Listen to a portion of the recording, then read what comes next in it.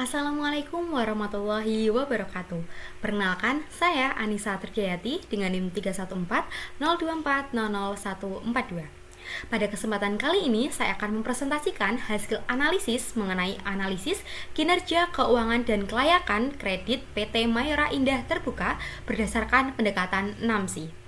Analisis ini bertujuan untuk mengetahui bagaimana kondisi keuangan perusahaan serta menilai apakah PT Mayora layak memperoleh fasilitas kredit berdasarkan pendekatan karakter, capacity, capital, collateral, condition, ataupun constraint yang biasa disebut dengan metode NAMSI.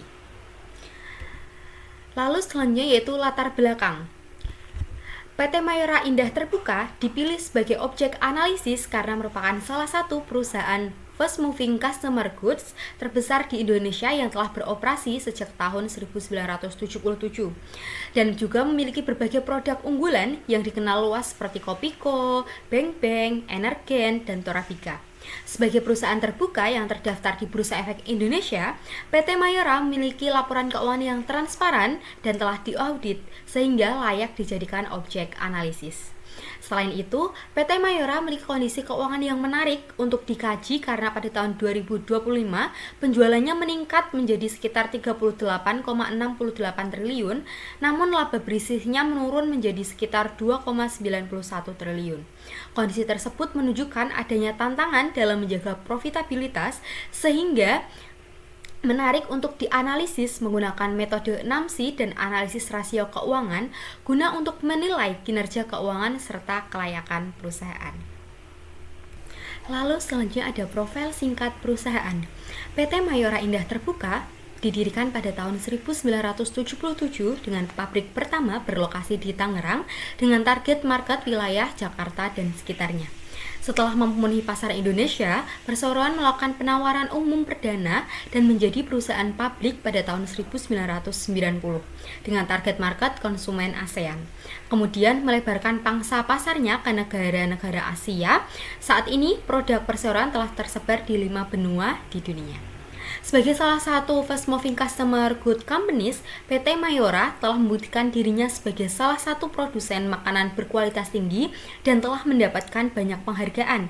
Di antaranya adalah Top 5 Best Managed Company in Indonesia dari Asia Money, Top 100 Exporter Companies in Indonesia dari majalah SWA, Top 100 Public Listed Companies dari majalah Investor Indonesia, Best Manufacturer of Halal Product dari Majelis Ulama Indonesia, Best List Company dari Berita 1, Indonesia's Corporate Secretary Award, Top 5 Good Corporate Governance Issues in Customer Goods Sector dari Warta Ekonomi, dan masih banyak penghargaan yang lainnya. Selanjutnya yaitu visi dan misi PT Mayora. Visi PT Mayora adalah menjadi produsen makanan dan minuman yang berkualitas serta terpercaya, baik di pasar domestik maupun internasional, sekaligus menjadi pemimpin pasar dalam kategori produk sejenisnya.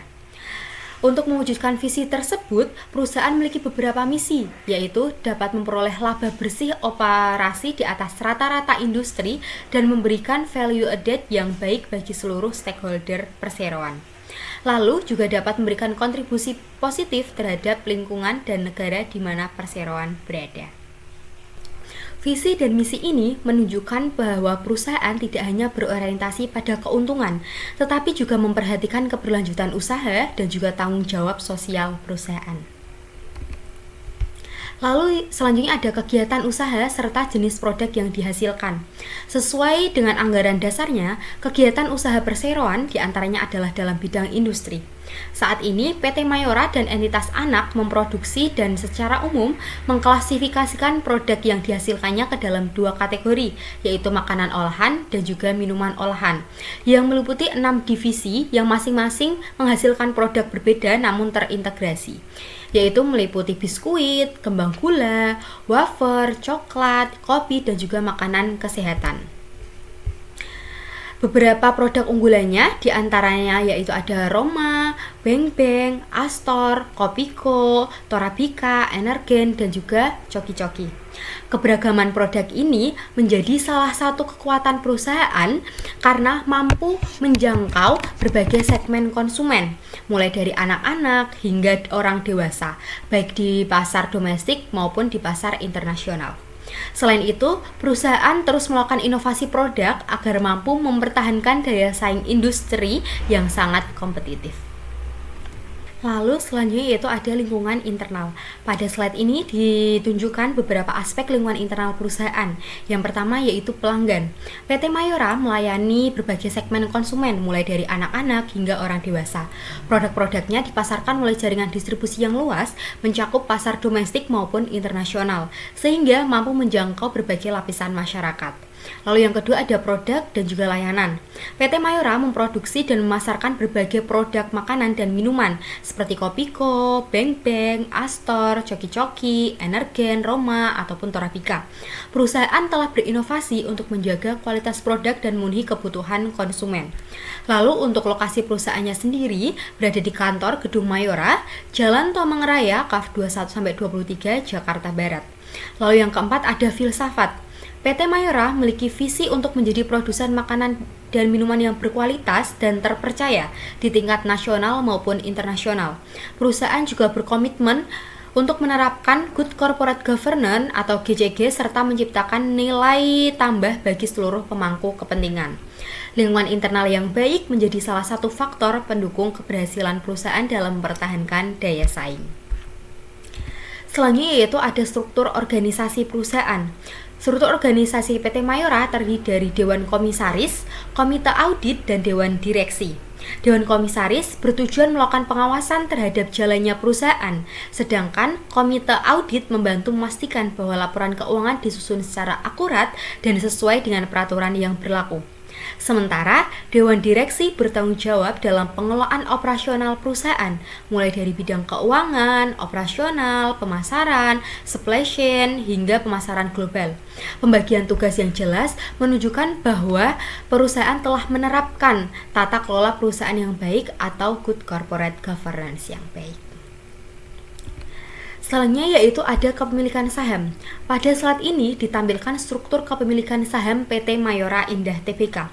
Struktur kepemilikan saham penting untuk dianalisis karena dapat menunjukkan tingkat pengendalian perusahaan, stabilitas kepemilikan, serta tingkat kepercayaan investor terhadap perusahaan. Kepemilikan saham yang didominasi oleh pemegang saham pengendali umumnya memberikan stabilitas dalam pengambilan keputusan strategis perusahaan. Di sisi lain, keberadaan investor publik juga mencerminkan tingkat transparansi dan juga akuntabilitas perusahaan sebagai perusahaan terbuka. Hal ini menjadi salah satu pertimbangan dalam menilai karakter perusahaan pada analisis kelayakan kredit menggunakan metode 6C. Pada file yang akan diunggah slide ini berisi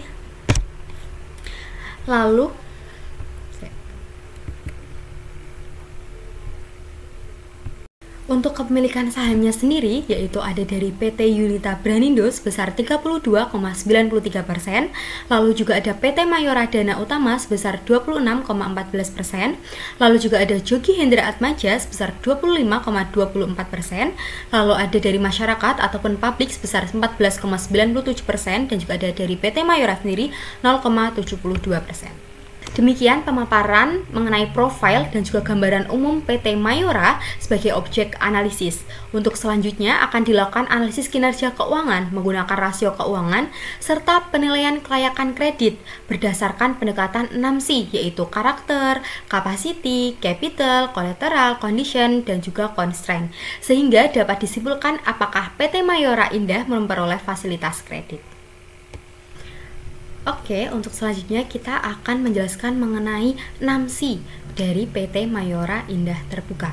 Yang pertama yaitu ada karakter, di mana tujuan analisis ini untuk melihat tanggung jawab, kejujuran, keseriusan bisnis, keinginan untuk membayar semua kewajiban dengan seluruh kekayaan yang dimiliki, sehingga bank dapat meyakini itikat baik peminjaman dan dapat mengetahui risiko atas kredit yang diberikan.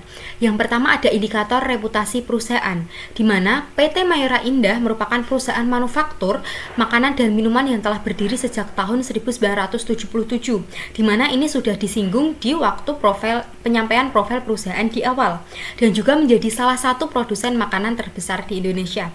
Perusahaan telah lama tercatat di Bursa Efek Indonesia sehingga tunduk pada pengawasan OJK, auditor independen, dan investor publik. Kondisi ini menunjukkan tingkat transparansi yang tinggi dibandingkan perusahaan tertutup. Hal ini dibuktikan pada laporan tahunan 2025 PT Mayora Indah Tbk pada halaman 21.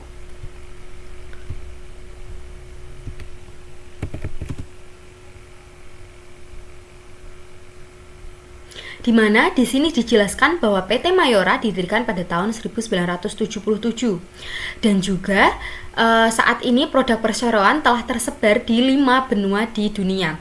Selain itu juga PT Mayora telah mencapai beberapa penghargaan atau telah mendapatkan beberapa penghargaan, di mana salah satunya ada Fast Moving Customer Good Companies, di mana hal ini membuktikan bahwa PT Mayora merupakan salah satu produsen makanan berkualitas. Lalu, yang kedua ada kredibilitas laporan keuangan, di mana laporan keuangan tahunan 2025 memperoleh opini wajar tanpa modification atau opini wajar tanpa pengecualian dari auditor independen KAP Mirawati Sensi Idris. Hal ini menunjukkan bahwa informasi keuangan perusahaan telah disajikan secara wajar sesuai standar akuntansi yang berlaku. Hal ini juga meningkatkan tingkat kepercayaan kreditur terhadap kualitas informasi keuangan yang digunakan dalam proses analisis kredit. Hal ini juga dibuktikan pada financial statement pada halaman 2 dan juga 3 bahwa auditor memberikan opini wajar tanpa modifikasi atau opini wajar tanpa pengecualian dari KAP Mirawati Sensi Idris Ahmad Syakir.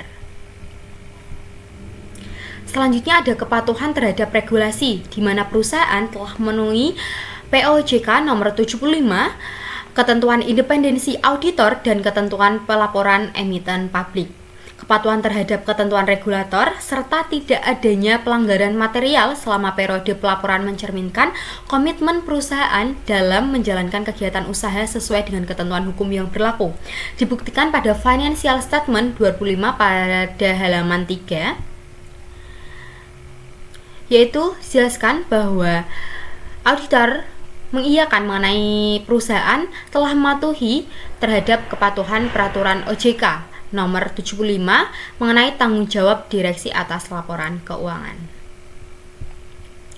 Selanjutnya ada tata kelola perusahaan. Dalam laporan tahunan dijelaskan bahwa perusahaan memiliki dewan komisaris, direksi, komite audit, sistem pengendalian internal, dan juga manajemen risiko, di mana hal ini juga sudah saya sampaikan di awal waktu penyampaian profil perusahaan. Lalu mengenai keberadaan struktur tersebut menunjukkan perusahaan tidak dikelola secara one man show, yang merupakan salah satu karakter risiko menurut teori analisis kredit. Hal ini juga dibuktikan pada laporan tahunan pada halaman 13.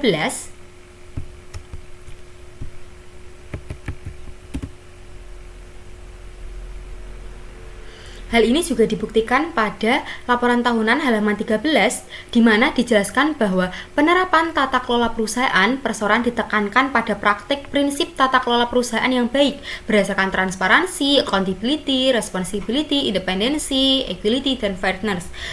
Komitmen perusahaan dalam membudayakan praktik tata kelola perusahaan dilaksanakan dengan memastikan bahwa kebijakan, keputusan, dan seluruh kegiatan perseroan dijalankan sesuai dengan ketentuan hukum dan peraturan perundang-undangan yang berlaku, menjaga kepatuhan perseroan terhadap seluruh perjanjian dan komitmen yang dibuat dengan pihak ketiga, serta memberikan dukungan bagi upaya yang dilakukan untuk kepentingan bangsa dan negara.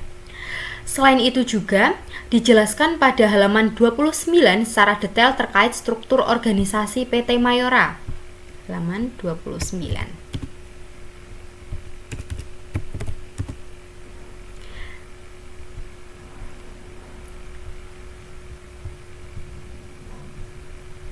Di mana di sini dijelaskan terkait struktur organisasi perseroan. Ada dewan komisaris, komite audit, dewan direksi, sekretaris perusahaan, ada internal audit, dan juga yang lainnya. Dalam laporan tahunan tercantum jelas mengenai struktur organisasi dari PT Mayora. Lalu yang terakhir yaitu hubungan dengan kreditur. Sampai tahun 2025 tidak terdapat informasi mengenai gagal bayar, kredit bermasalah maupun pelanggaran kewajiban keuangan yang menunjukkan bahwa perusahaan memiliki rekam jejak yang baik dalam mematuhi kewajibannya.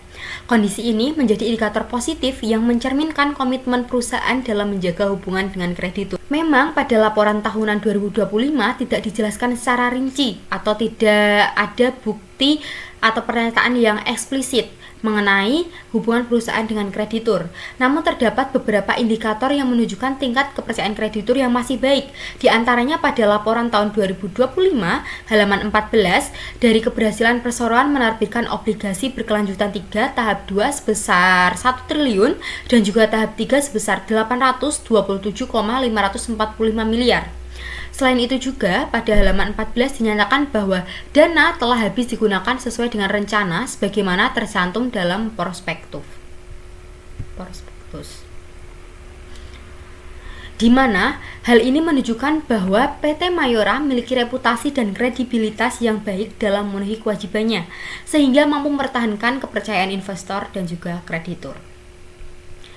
Sehingga untuk kesimpulan karakter sendiri yaitu berdasarkan analisis terhadap reputasi perusahaan, kepatuhan terhadap regulasi, tata kelola perusahaan yang baik, kredibilitas laporan keuangan, serta rekam jejak berisi kewajiban keuangan, PT Mayora menunjukkan karakter yang sangat baik sebagaimana calon debitur. Perusahaan memiliki reputasi yang kuat di industri makanan dan minuman, didukung oleh sistem tata kelola yang memadai, serta laporan keuangan yang telah diaudit dengan opini wajar tanpa modifikasi. Selain itu, tidak terdapat indikasi kegagalan pembayaran maupun pelanggaran materi yang dapat mempengaruhi tingkat kepercayaan kreditur. Oleh karena itu, aspek karakter dinilai sangat baik dan mendukung kelayakan perusahaan dalam memperoleh fasilitas kreatif. Oke, selanjutnya yaitu ada capacity, di mana tujuan analisis ini untuk menilai kemampuan perusahaan menghasilkan laba dan arus kas untuk membayar kewajiban. Untuk indikator yang pertama yaitu ada kemampuan menghasilkan penjualan. Penjualan tahun 2025 mencapai sekitar 38,68 triliun, sehingga menunjukkan bahwa PT Mayora memiliki kemampuan operasional dan pemasaran yang kuat. Stabilitas penjualan yang didukung oleh berbagai produk unggulan menunjukkan kemampuan perusahaan dalam menghasilkan pendapatan secara berkelanjutan. Hal ini juga dibuktikan pada laporan tahunan PT Mayora tahun 2025 pada halaman 119 bahwa penjualan sudah mencapai sekitar 38 triliun 681 miliar 562 juta 261.207 rupiah. Lalu yang kedua ada kemampuan menghasilkan laba, di mana perusahaan menghasilkan laba sekitar 2,9 triliun. Kemampuan menghasilkan laba yang konsisten menunjukkan bahwa kegiatan operasional perusahaan berjalan secara efektif dan mampu memberikan keuntungan yang cukup untuk mendukung kewajiban pembayaran. Hal ini dibuktikan pada laporan tahunan PT Mayora pada halaman 119 juga, yaitu mengenai laba tahun berjalan sebesar 2 triliun 909 miliar 961 juta 946.237.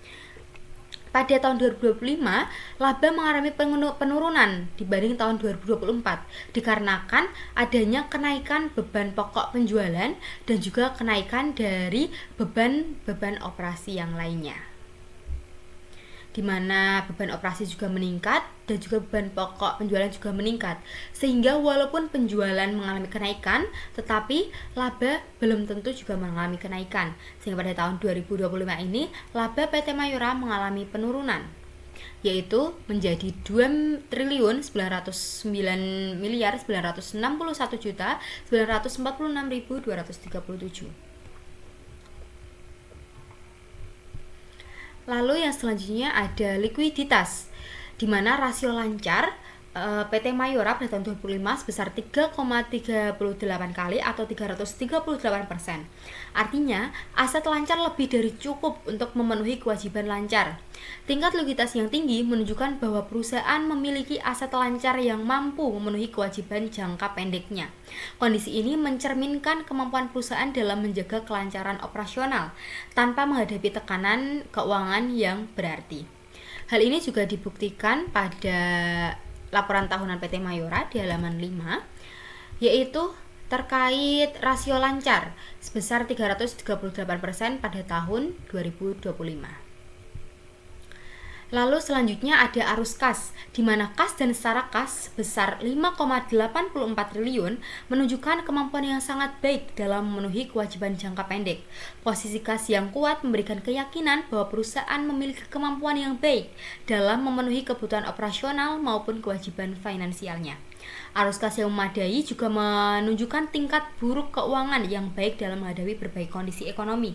Hal ini juga dibuktikan pada laporan tahunan halaman 117, di mana berada di laporan posisi keuangan, jumlah kas dan setara kas sebesar 5.487.546.546.303 rupiah.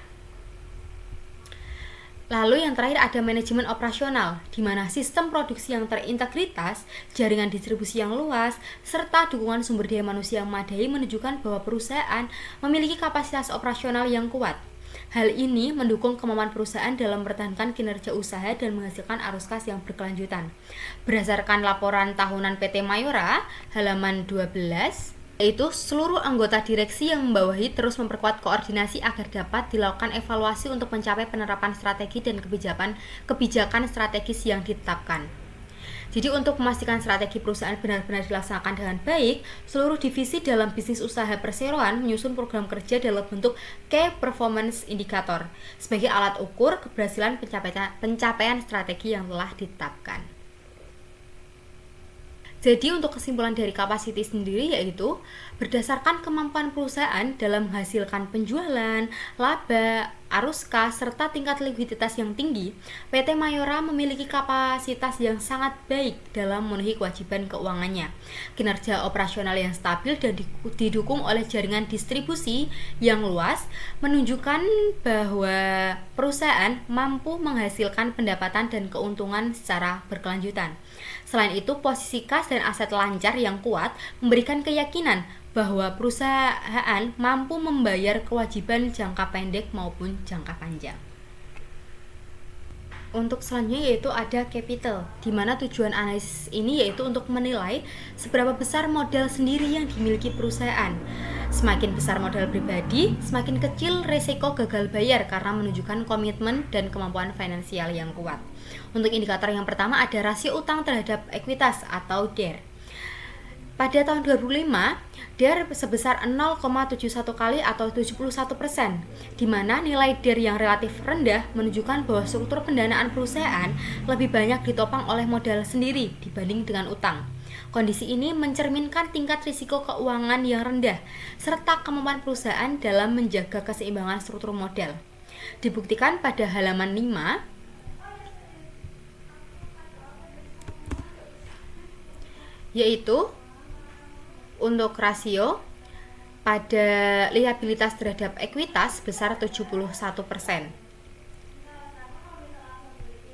Lalu selanjutnya komposisi ekuitas.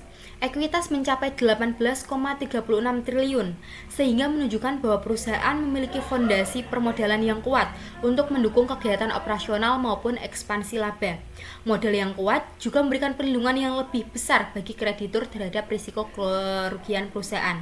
Hal ini juga dibuktikan pada halaman 118 di laporan posisi keuangan,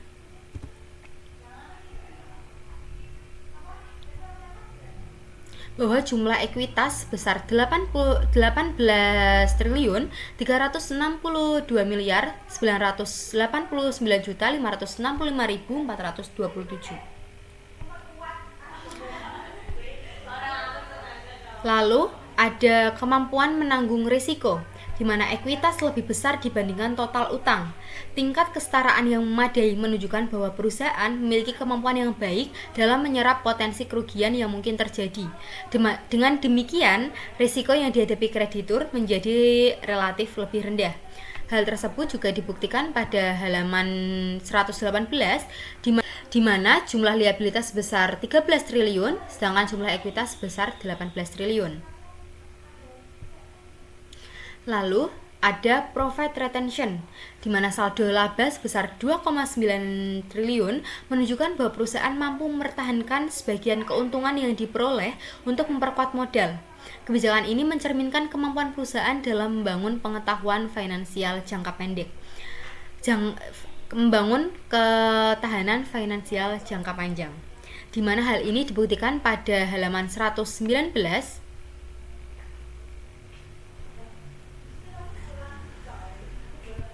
yang sudah saya sampaikan sebelumnya, yaitu laba tahun berjalan sebesar 2.909.961.956.237.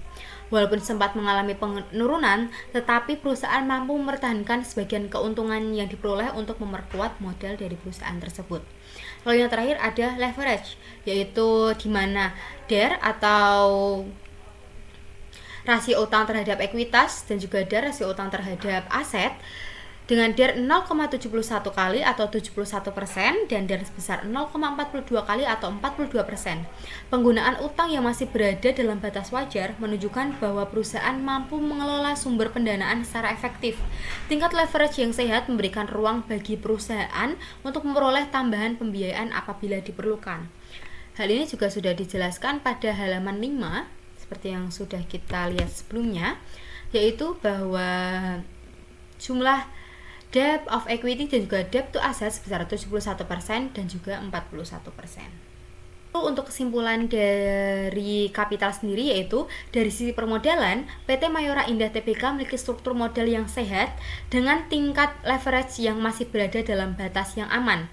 Besarnya nilai ekuitas menunjukkan bahwa perusahaan memiliki kemampuan yang baik dalam menanggung risiko usaha dan juga menyerap potensi kerugian yang mungkin terjadi. Struktur permodalan yang kuat juga memberikan perlindungan yang lebih besar bagi kreditur terhadap risiko gagal bayar. Oleh karena itu, kapital dinilai baik hingga sangat baik dan mencerminkan kondisi keuangan perusahaan yang solid.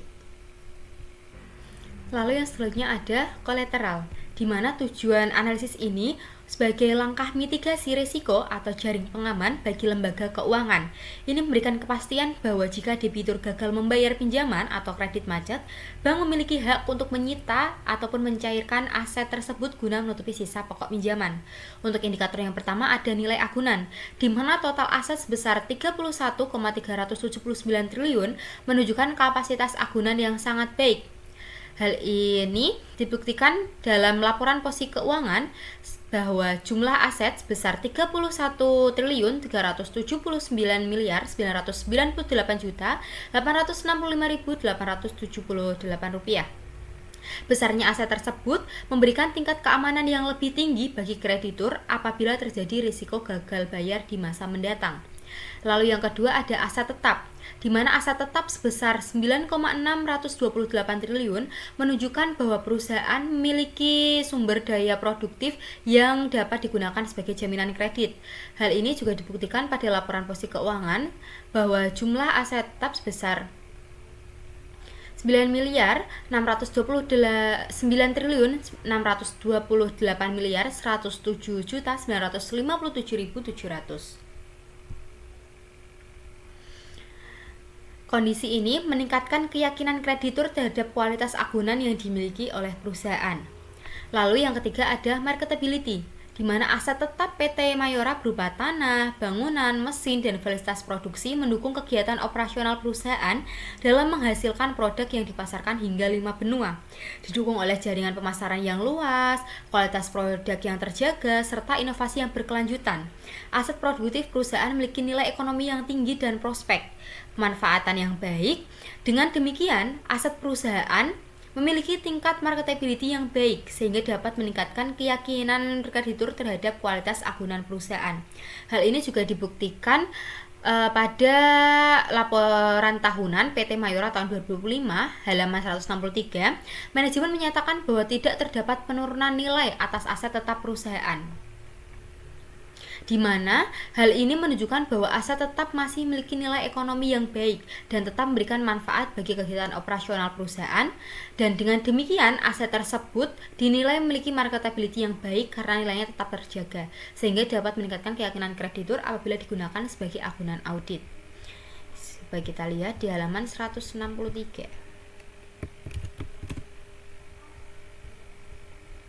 Pada halaman ini memang dijelaskan bahwa manajemen berkeyakinan bahwa tidak terdapat penurunan nilai atas aset hak guna pada tanggal 31 Desember 2025 dan 2024. Oke, selanjutnya yaitu ada coverage, di mana total aset sebesar 31,379 triliun, sedangkan total liabilitas sebesar 13,017 triliun, menunjukkan nilai aset yang jauh lebih besar dibandingkan total kewajiban.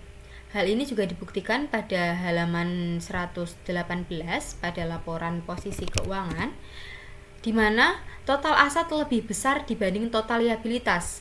Total aset sebesar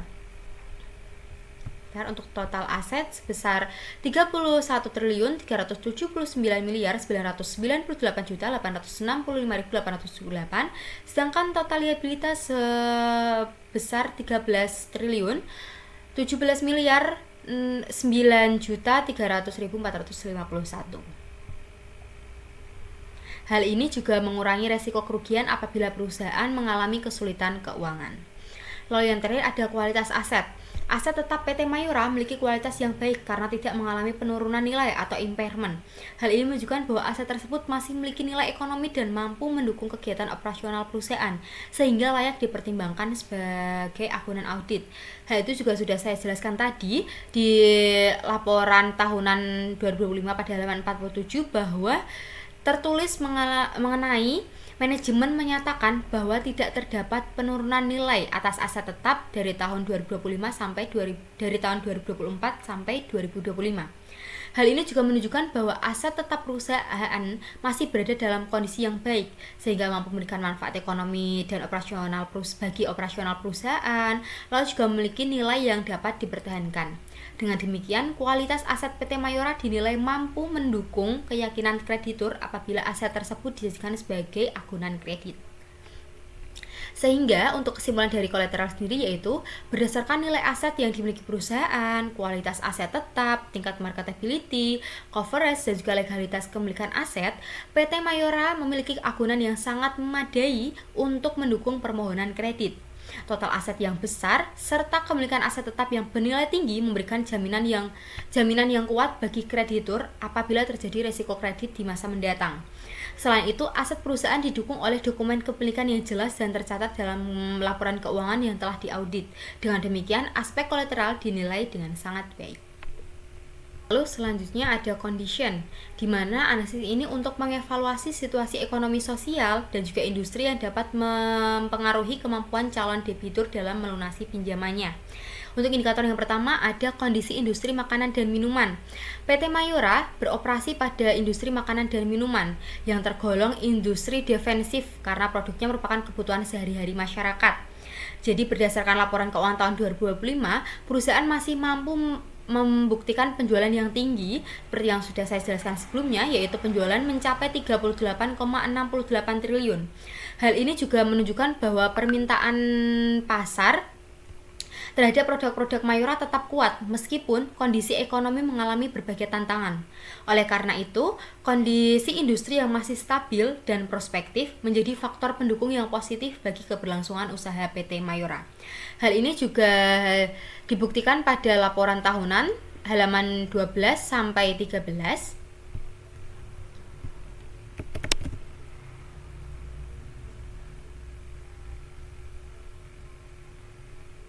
Di mana di sini jelaskan mengenai gambaran tentang prospek usaha.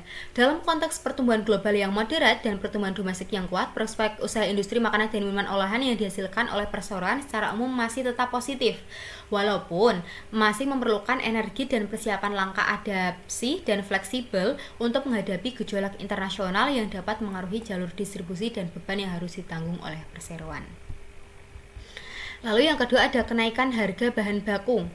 Salah satu tantangan yang dihadapi oleh PT Mayora tahun 2025 adalah kenaikan harga bahan baku utama seperti kopi, kakao, gula, susu, dan juga minyak nabati.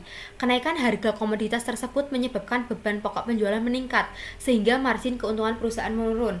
Hal ini juga sudah dijelaskan di sebelumnya, bahwa meskipun penjualan meningkat, tetapi untuk keuntungan sendiri menurun karena adanya kenaikan ataupun meningkatnya beban pokok penjualan dari PT Mayora tersebut. Kenaikan harga komoditas memang menyebabkan beban pokok penjualan meningkat sehingga menekan margin keuntungan perusahaan. Meskipun perusahaan masih mampu mencatat penjualan yang tinggi, laba bersih mengalami penurunan dibandingkan pada tahun sebelumnya. Hal ini menunjukkan bahwa PT Mayora masih cukup sensitif terhadap perubahan harga bahan baku, sehingga faktor ini menjadi salah satu risiko yang perlu diperhatikan dalam aspek condition. Hal ini juga dijelaskan pada halaman 12, yaitu di bagian kendala-kendala yang dihadapi oleh perseroan, di mana kendala besar yang dihadapi yaitu mengenai kenaikan dan masih tingginya harga komoditas yang digunakan sebagai bahan baku produksi perseroan seperti kopi dan juga coklat. Sementara kondisi ekonomi dalam negeri belum memungkinkan bagi perseroan untuk menaikkan harga jual sebesar kenaikan harga bahan baku tersebut. Di samping itu, ketidakstabilan politik yang terjadi di beberapa negara juga mempengaruhi permintaan dan biaya distribusi ekspor produk perseroan. Lalu juga ada risiko nilai tukar mata uang, di mana PT Mayora memiliki aktivitas bisnis yang mencakup ekspor produk lain dan juga impor bahan baku, sehingga perusahaan menghadapi risiko fluktuasi nilai tukar mata uang asing, khususnya dolar Amerika Serikat. Pelemahan nilai tukar rupiah dapat menyebabkan kenaikan biaya impor bahan baku dan meningkatkan biaya produksi perusahaan. Namun demikian, PT Mayora masih mampu mempertahankan kondisi keuangan dengan baik yang menunjukkan yang ditunjukkan oleh posisi kas dan sarakas yang besar serta kemampuan menghasilkan laba seperti yang sudah saya jelaskan sebelumnya. Oleh karena itu, meskipun terdapat risiko nilai tukar, perusahaan dinilai masih mampu mengelola risiko tersebut dengan sangat baik. Oke, langsung saja yang selanjutnya ada persaingan industri. PT Mayora menghadapi persaingan yang cukup ketat dalam industri makanan dan minuman, baik dari perusahaan dalam negeri maupun perusahaan multinasional. Beberapa pesaing utama perusahaan antara lain PT Indofood, lalu juga ada PT Garuda dan juga Wings Group. Meskipun demikian, PT Mayora memiliki keunggulan beberapa merek yang kuat dan telah dikenal luas oleh masyarakat seperti Kopiko, Torabika, Roma, Beng Beng, dan juga Energen.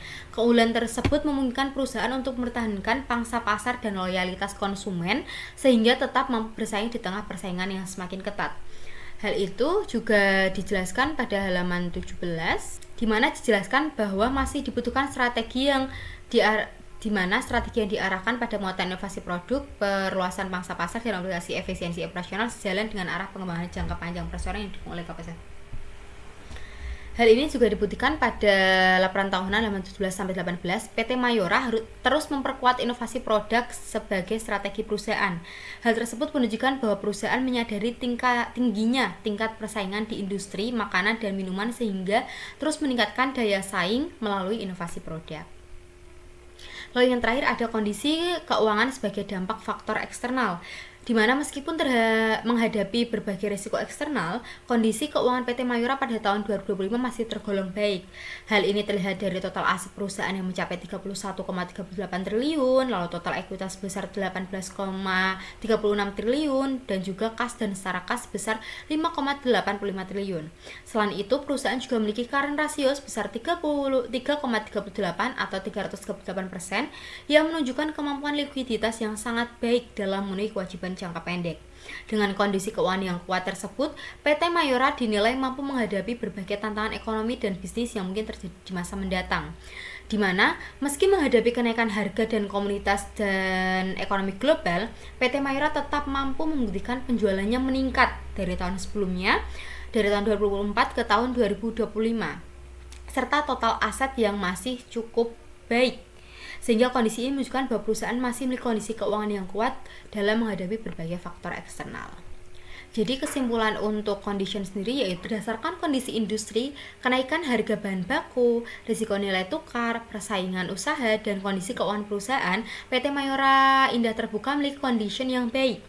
Meskipun terdapat beberapa risiko eksternal yang menyebabkan laba bersih mengalami penurunan, seperti kenaikan harga bahan baku. Tapi perusahaan masih mampu mempertahankan penjualan yang tinggi, memiliki posisi keuangan yang kuat, serta menjaga daya saingnya di industri makanan dan minuman. Oleh karena itu, dari aspek condition dalam analisis 6C ini, PT Mayora dinilai masih memiliki prospek usaha yang baik dan risiko kredit yang relatif rendah. Lalu yang terakhir ada constraint, di mana constraint ini merupakan berbagai keterbatasan atau hambatan yang berpotensi mengaruhi kemampuan perusahaan dalam menjalankan operasional, mempertahankan kinerja keuangan maupun memenuhi kewajibannya sebagai debitur.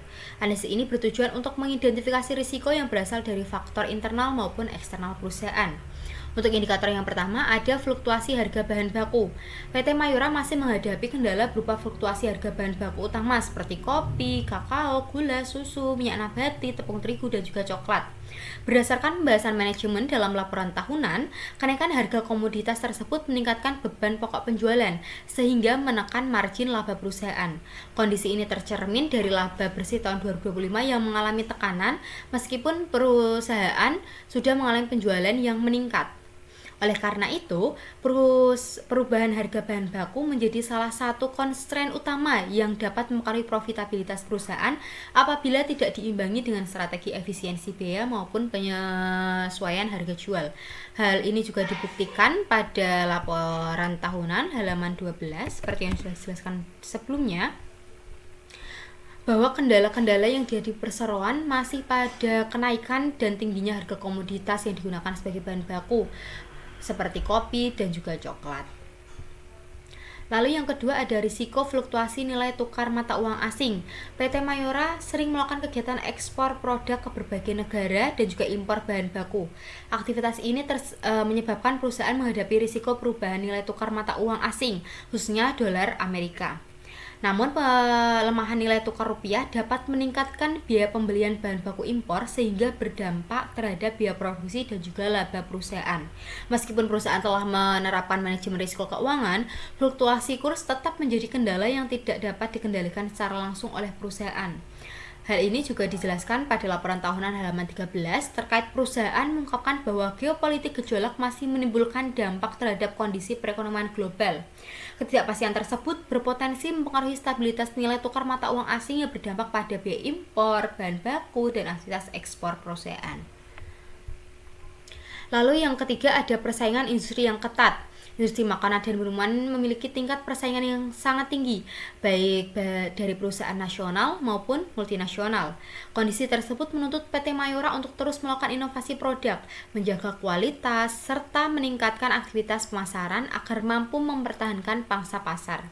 Persaingan yang semakin ketat berpotensi meningkatkan biaya promosi dan distribusi, sehingga dapat mempengaruhi tingkat keuntungan perusahaan apabila tidak diimbangi dengan peningkatan penjualan. Hal ini juga terdapat pada halaman 18 di mana PT Mayora terus memperkuat inovasi produk sebagai strategi perusahaan. Hal ini menunjukkan bahwa perusahaan menyadari tingginya tingkat persaingan di industri makanan dan minuman sehingga terus meningkatkan daya saing melalui inovasi produk tersebut. Lalu yang keempat, ada gejolak geopolitik, di mana gejolak geopolitik ini menjadi salah satu kendala atau constraint bagi PT Mayora karena mengganggu stabilitas rantai pasok global, meningkatkan biaya logistik, serta mengaruhi ketersediaan dan harga bahan baku impor. Selain itu, ketidakpastian geopolitik juga dapat mengaruhi permintaan di pasar ekspor dan mengaruhi risiko operasional perusahaan. Oleh karena itu, perusahaan perlu melakukan pengelolaan risiko agar dampak kondisi geopolitik terhadap kinerja keuangan dapat diminimalkan. Hal ini juga ada pada laporan keuangan halaman 13.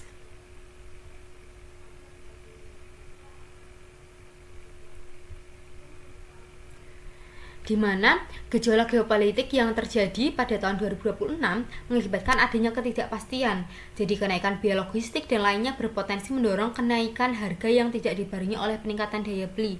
Namun permintaan pasar global dan permintaan konsumen di dalam negeri yang stabil dengan kecenderungan terus meningkat merupakan penopang bagi pertumbuhan penjualan perseroan.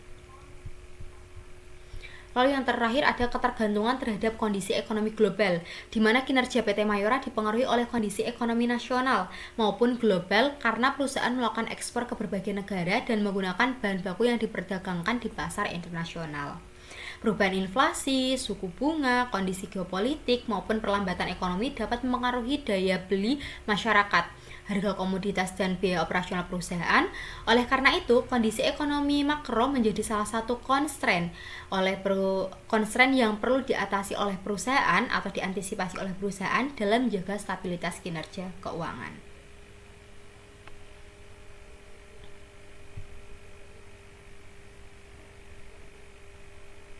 di mana hal ini juga disebutkan pada laporan tahunan halaman 13 terkait keterkaitan yang erat antara faktor kondisi ekonomi sosial dan keamanan global.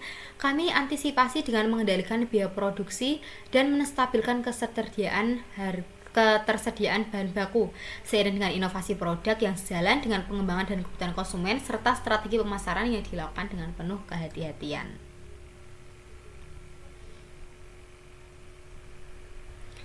Sehingga untuk kesimpulan dari konstren sendiri yaitu berdasarkan laporan tahunan PT Mayora tahun 2025, kendala utama yang dihadapi perusahaan meliputi fluktuasi harga bahan baku, risiko perubahan nilai tukar, mata uang asing, persaingan industri yang semakin ketat, lalu juga ada ketergantungan terhadap kondisi ekonomi global. Namun meskipun berbagai konstren tersebut berpotensi mempengaruhi profitabilitas dan operasional perusahaan, PT Mayora masih mampu mempertahankan penjualan yang lebih tinggi, kondisi keuangan yang sehat, serta menerapkan tata kelola perusahaan yang baik. Dengan demikian, kendala-kendala tersebut masih dapat dikelola secara efektif sehingga tidak menimbulkan dampak material terhadap keberlangsungan usaha perusahaan. Berikut merupakan pemaparan mengenai 6C ataupun analisis mengenai karakter, capacity, capital, collateral, condition, dan juga constraint. Untuk selanjutnya akan dilanjut mengenai analisis keuangan perusahaan, di mana kita akan melihat mengenai keuangan perusahaan tersebut dan juga analisis rasio-rasio dari keuangan yang telah disajikan. Oke, selanjutnya yaitu saya akan menjelaskan mengenai analisis rasio dari perusahaan PT Mayora dari tahun 2023 sampai 2025, di mana dalam analisis rasio ini saya mengambil 3 rasio, yaitu rasio profitabilitas, rasio solvabilitas, dan juga rasio likuiditas. Yang pertama yaitu rasio profitabilitas. Untuk rasionya ada rasio laba rugi terhadap aset atau return on asset, di mana berdasarkan data yang tersedia, return on asset atau ROA perusahaan mengalami penurunan selama periode 2023 sampai 2025. Dari yang awalnya 2023 sebesar 0,14, lalu tahun 2024 sebesar 0,10, dan tahun 2025 sebesar 0,9. Hal ini menunjukkan bahwa kemampuan perusahaan dalam menghasilkan laba dari seluruh aset yang dimiliki semakin menurun. Meskipun total aset perusahaan meningkat dari 23,87 triliun pada tahun 2023 menjadi 31,38 triliun pada tahun 2025. Namun laba tahun berjalan justru mengalami penurunan dari 3,24 triliun menjadi 2,9 triliun.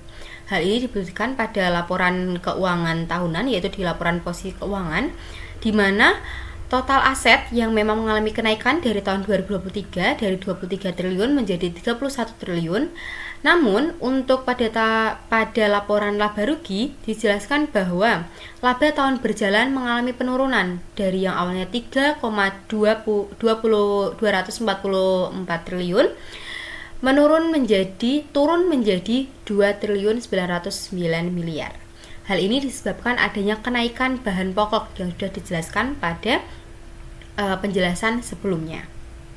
Dengan demikian, efisiensi perusahaan dalam memanfaatkan aset untuk menghasilkan keuntungan menjadi semakin rendah, sehingga perlu dilakukan evaluasi terhadap pengelolaan aset agar dapat memberikan kontribusi yang lebih optimal terhadap laba perusahaan.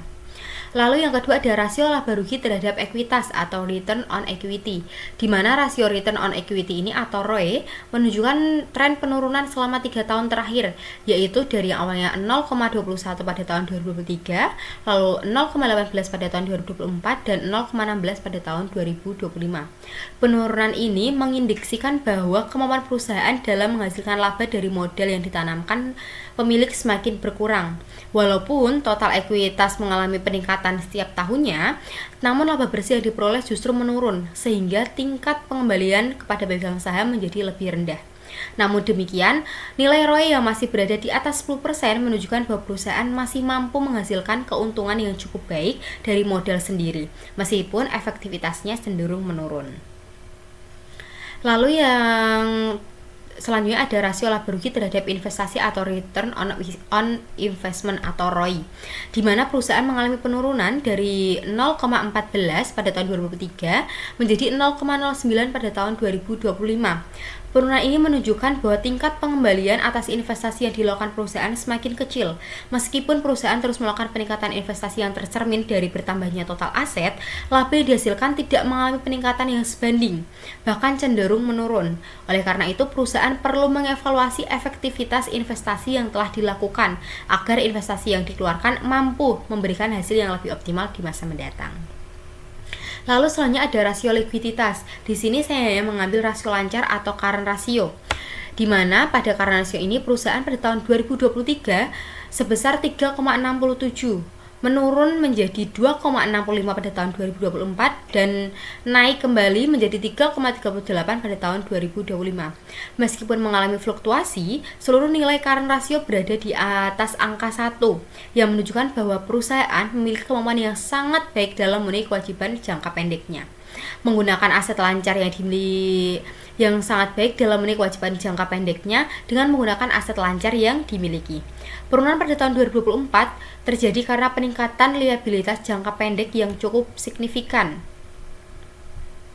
di mana yang awalnya 4 triliun menjadi 7 triliun, sehingga terjadi penurunan pada current ratio di tahun 2024.